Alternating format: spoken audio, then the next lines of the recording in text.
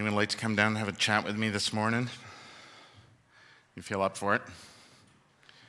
I sense you're do you have a sword?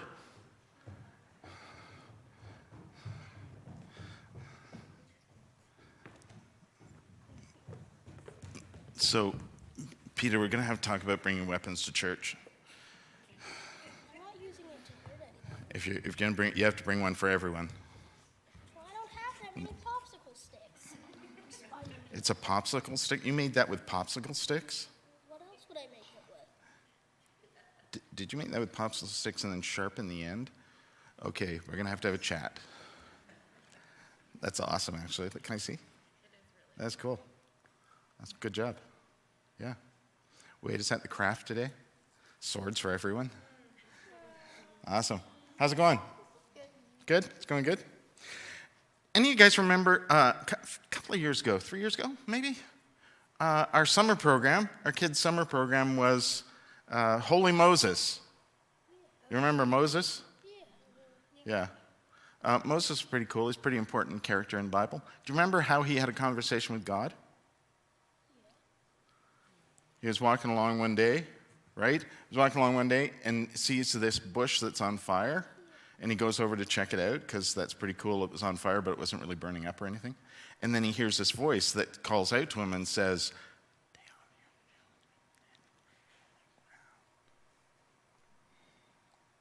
and he said, "What? I can't hear you." Thought it was somebody like way far off yelling at him from somewhere. And so he said, "I can't hear you." And so God says, "Take off your shoes. You're standing on holy ground." Take off your Yeah. shoes. You're standing on holy ground. Exactly. And finally, after 2 or 3 tries, Moses hears him and understands what God's trying to say. And so he takes off his shoes. And then God says, "Thank you." And Moses said, "Could you take that down a notch," right? Because it was suddenly really loud. Do you know why? Because he was standing on holy ground.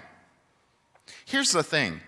We hear this story. This story goes, Moses sees a bush, he goes over to check it out, and God says, "Take off your shoes, you're standing on holy ground." And we just assume that means the ground's holy because God's there, right? But isn't God everywhere? Isn't God everywhere?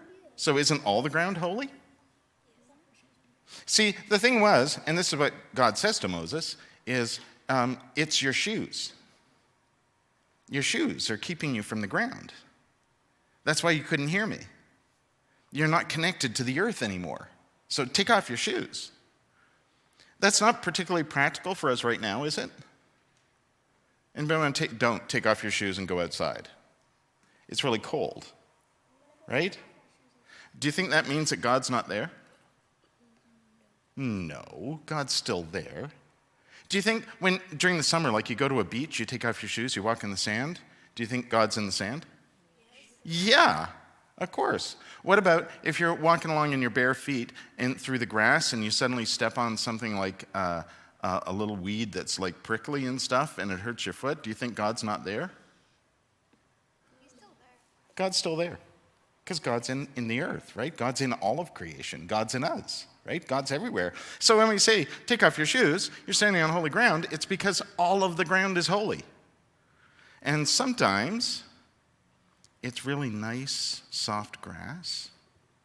Sometimes it's hard rocks. Sometimes it's sand.